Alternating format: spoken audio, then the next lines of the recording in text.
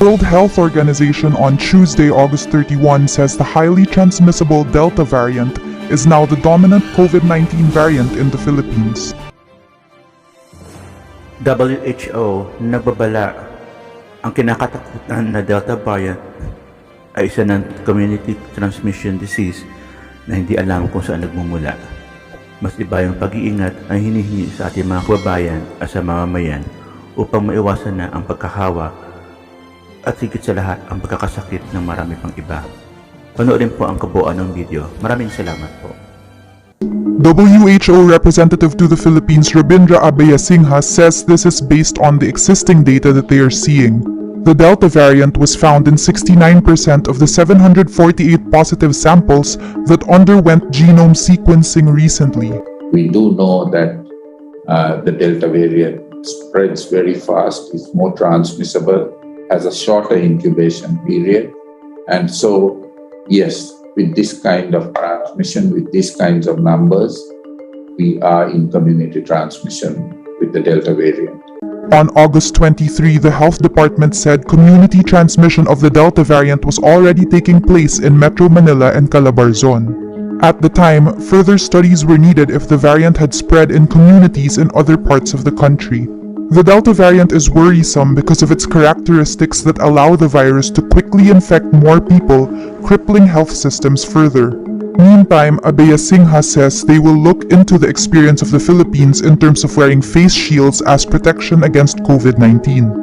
He says face shields boost the protection provided by poor mask-wearing practices. WHO Country Representative Dr. Rabindra Abeyasinghe says that the Delta variant is the most dominant variant in the country. The WHO cites the latest genomic sequencing conducted on 748 samples, almost 70% of which were Delta cases. He also confirms that there is now a community transmission of the Delta variant in the country. The WHO defines community transmission as clusters of unrelated COVID-19 cases or when links among infected individuals could no longer be established. Delta variant has emerged as the dominant variant. Are we in community transmission? Most certainly. We do know that the Delta variant spreads very fast, is more transmissible, has a shorter incubation period. The WHO insists that the COVID-19 surge driven by the Delta variant is not unique to the Philippines, but there are key measures on how the country can address the threat of the Delta variant. First, there is a need to intensify the vaccination of the elderly and people with comorbidities, strictly implement the minimum health standards, and practice voluntary ECQ. The WHO also urges the public to avoid the 3 C's, closed spaces with poor ventilation, crowded places, and close contact settings to prevent infections. Younger people must also choose to isolate at home rather than occupy hospital beds to avoid overwhelming the healthcare system. The WHO says proper wearing of masks is more important.